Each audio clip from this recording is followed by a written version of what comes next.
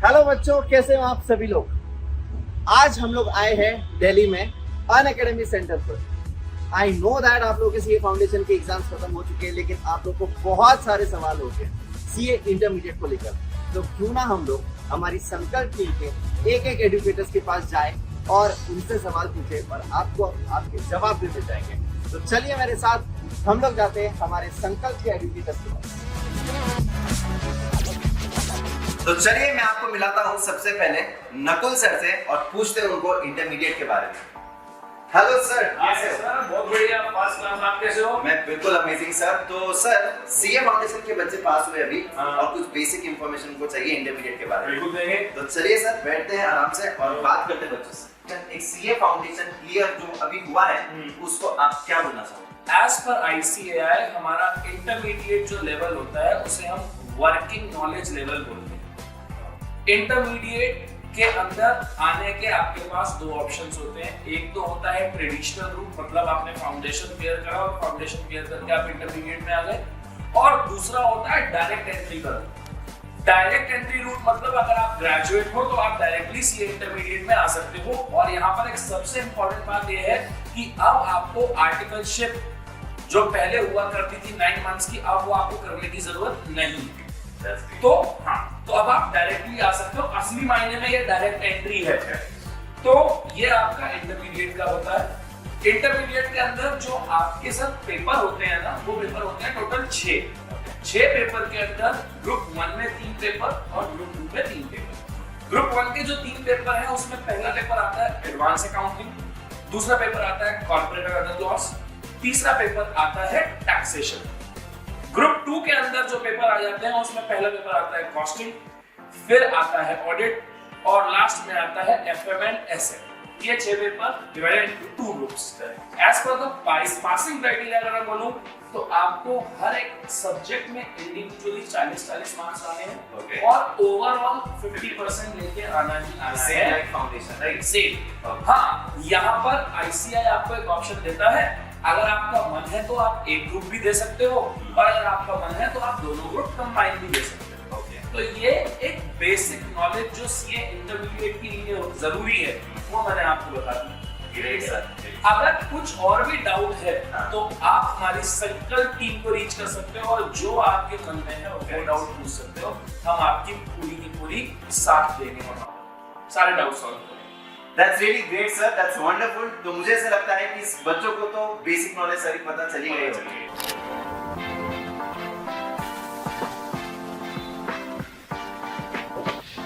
तो hello sir, कैसे हो? एकदम बढ़िया।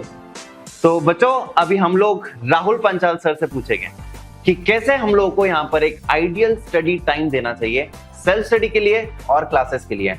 तो सर हमें एकदम कॉम्प्रिहेंसिवली बताएंगे कि कैसा होना चाहिए। तो सर, यस सर।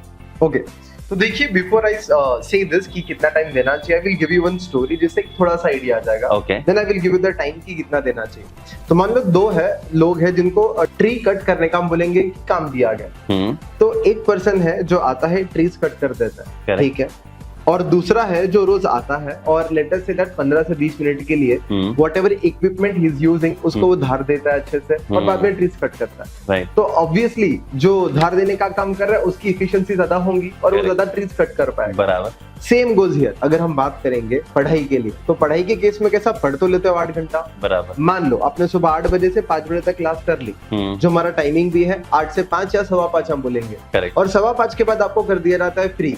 आपको जो करना है, जितना पढ़ना है आप पढ़ सकते हो, थोड़ा बहुत आराम करना है, आधा घंटा 1 घंटा, वो भी कर सकते हो। अब तो यही बात आती है यहाँ पे भी कि अगर आपने 5, अभी बहुत लोग क्या कर रहे हैं, पूरा दिन क्लास चलाते हैं। एग्जैक्टली। और ट्रैवल वगैरह भी करते तो उसमें पूरा दिन निकल जाता तो एफिशिएंसी मेंटेन होती नहीं होती। करेक्ट। मतलब वो धार वाला काम होता ही नहीं है। करेक्ट। सो यहाँ पे हम बोलेंगे कि 5 बजे के बाद you have the time and I follow some ratio as if अगर आप 8 आवर्स के लिए पढ़ाई कर रहे हो तो आई थिंक समवेयर अराउंड 2.5 से 3 घंटे का, मिनिमम 2.5 घंटे का रिवीजन होना ही चाहिए एवरी डे।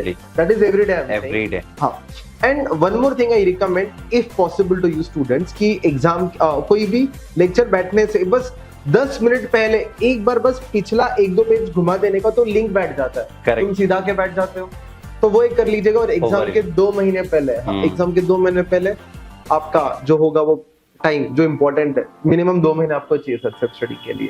तो 2 महीने सेल्फ स्टडी के लिए चाहिए है कोई भी हालत में। Yes. एंड सर आपने बहुत अच्छी बात बोली कि जो हमें शार्पन करना होता है सो दैट हम लोग जो इतनी मेहनत कर रहे हैं वो फायदेमंद हो जाए। So that's really very important guys. तो प्लानिंग बहुत ज्यादा जरूरी होता है। वो कहते हैं ना कि जब हम लोग लड़ाई करने जाते हैं तो हम लोगों को हमारे शस्त्र जो है वो काफी ज्यादा शार्पन करने पड़ते हैं। तो exactly and beautiful insight I would say from Rahul Panchal sir. Thank you so much sir. ये आप लोग के लिए स्टडी के लिए बहुत ज्यादा काम आएगा। एंड सर मतलब वेरी शॉर्टली सीए फाउंडेशन से सीए इंटरमीडिएट में अब ये स्टूडेंट्स आने वाले हैं। So definitely there is a huge change. So इसीलिए कहीं ना कहीं पर व्हाट डू यू थिंक कि क्या इनको याद रखना चाहिए? याद रखने के लिए तो देखो, वैसे तो एक चीज है कि परिवर्तन ही संसार का नियम है, ये कहा गया है। हाँ।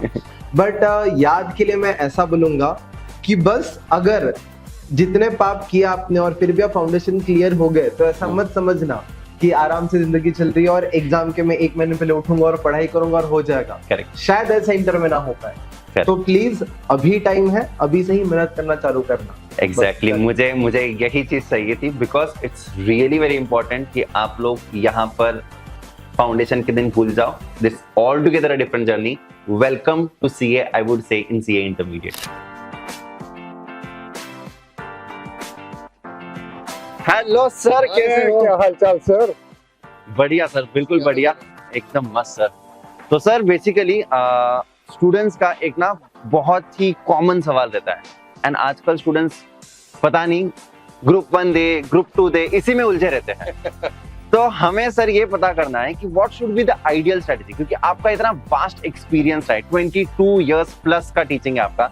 तो सर प्लीज हमारे स्टूडेंट्स को गाइड कर दीजिए। देखो बच्चों, आई थिंक पहले तो 2 ग्रुप देने का कोशिश जरूर करना चाहिए, बिकॉज आई बिलीव 2 ग्रुप में एक तो सेट ऑफ मिलता है। राइट। हाँ, ये सवाल कि 2 ग्रुप में तैयारी इकट्ठे शुरू करनी चाहिए या अलग अलग। My personal advice would be कि एक ग्रुप कीजिए, क्योंकि उसमें इस समय नए सिलेबस में अकाउंट्स और टैक्स में बहुत ज्यादा डेप्थ, बहुत ज्यादा। राइट। तो एक लाइट सब्जेक्ट ग्रुप 2 का जरूर शुरू करना चाहिए। आई थिंक एसएम शुरू कर सकते हैं साथ साथ। Correct. And as per Unacademy का जो शेड्यूल हमने बनाया है, हमने पूरा ख्याल रखा है कि दोनों ग्रुप टाइम से खत्म भी हो जाएंगे। करेक्ट। एवरी डे आपको सेल्फ स्टडी का टाइम भी मिलेगा और आई थिंक बाद में रिवीजन का टाइम सेपरेट किया हुआ। बिल्कुल सर, बिल्कुल। तो सर इसमें एक और चीज आती है कि जहां पर आपने जैसे कहा कि बहुत सारे दूसरे जगहों पर अगर मैं बात करूं तो they are like starting with the 4 subjects 5 subjects. तो don't you think that would be a burden on the students? Sir बस यही फर्क है आई थिंक बाकियों में और हम में। हाँ। हम इन डेप्थ चाहते हैं कि बच्चा खुद क्वेश्चन करे।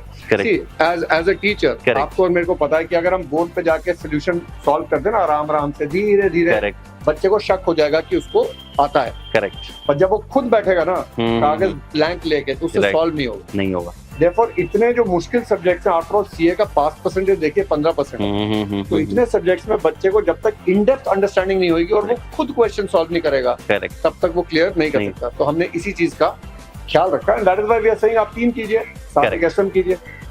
जल्दी खत्म करने से थोड़े पास होंगे, अच्छी तरह समझने से, अच्छी तरह एब्जॉर्ब करने से पास होंगे। That's so good sir and thank you so much. तो बच्चा पार्टी आप लोग ये जरूर याद रखिए, क्योंकि एक्सपीरियंस से ही इंसान आगे जाता है एंड एक एक्सपीरियंस टीचर हमें ये सारी चीजें बता रहा है। तो बढ़ते हैं आगे दूसरे एजुकेटर के पास। Thank you so much sir. Thank you sir. Hello sir जी, कैसे हो? अरे सर क्या हाल है? बढ़िया, आप बताओ। सर कुछ नहीं सर, आपसे कुछ सवाल पूछने हैं। अच्छा। एंड लेकिन उससे पहले आप क्या कर रहे थे सर? मतलब इतने सुंदर हैंडराइटिंग, इतने सुंदर नोट्स। अरे सर बस बच्चों के लिए तैयार कर रहे हैं चीजें कि बढ़िया हैंड नोट्स मिल जाए तो भला हो जाए बच्चों का। बिल्कुल सही।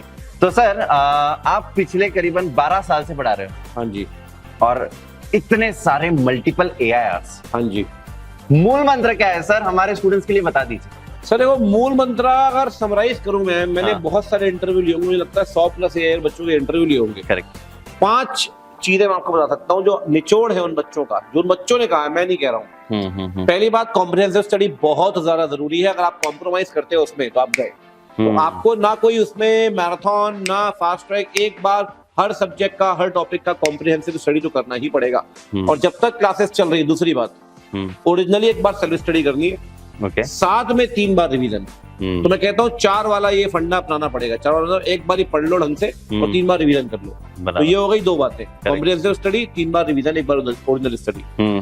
तीसरा क्या है कि आपको आरटीपी एमटीपी करनी ही चाहिए हर सब्जेक्ट में, चाहे आप इस सब्जेक्ट इस अटेम्प्ट की ना माने कि भाई आप जो अटेम्प्ट दे रहे हैं, पिछली 10 आरटीपी एमटीपी कम से कम भी करनी चाहिए। और चौथी बात, एमसीक्यू टेस्ट आप जरूर दीजिए, सारे नहीं दे पा रहे, कुछ ना कुछ जितने भी आप दे सकते हैं जरूर दीजिए।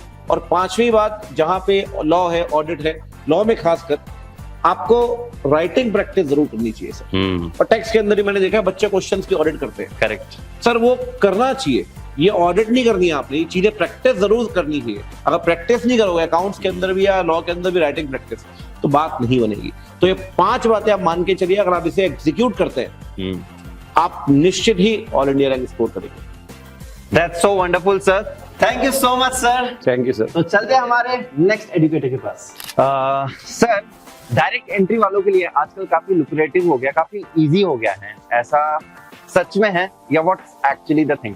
You're right. I think ये बहुत पर्टिनेंट क्वेश्चन है, it's a very important question. कई डायरेक्ट एंट्री वाले बोल रहे हैं कि हमारे लिए ये आसान हो गया। Correct. I think simple difference है। इससे पहले डायरेक्ट एंट्री जो बीकॉम कर लेते थे उनको सीए जैसे ही ज्वाइन करते थे आर्टिकलशिप ज्वाइन करना पड़ता था। करेक्ट। विच मीन सीए की जो कोचिंग है, जो उनको ट्रेनिंग करनी है, जो तैयारी करनी है, वो विद प्रैक्टिकल ट्रेनिंग करती थी, जिसमें टाइम लगता है। करेक्ट। और फाउंडेशन वाले क्या होते थे, वो आराम से बैठ के तैयारी करते थे और बाद में जाके उनको आर्टिकल।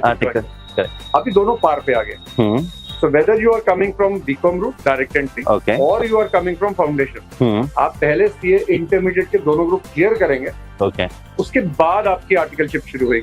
तो दोनों को टाइम मिल गया प्रिपरेशन के लिए, and that is the only difference. So that is why it is more, it is now easier for the direct. Correct, क्योंकि आर्टिकलशिप के साथ साथ प्रिपरेशन करना वाज डिफिकल्ट और अभी वो करने की जरूरत नहीं है।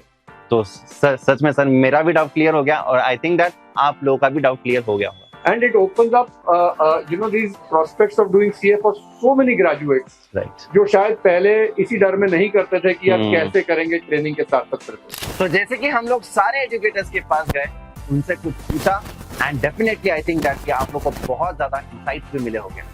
लेकिन एक चीज मैं कहना चाहूंगा यहाँ पर, अगर आप लोग उन पे भरोसा करते हो, बिलीव करते हो, तो trust me guys, you will excel this CA intermediate journey very easily. तो आप लोग को बस एक चीज करनी है, जैसे सारे टीचर्स आप लोग को गाइड करते रहेंगे थ्रू आउट दिस जर्नी, बस उसको रिलीजियसली फॉलो करो and definitely we will crack it together. Let's crack it together.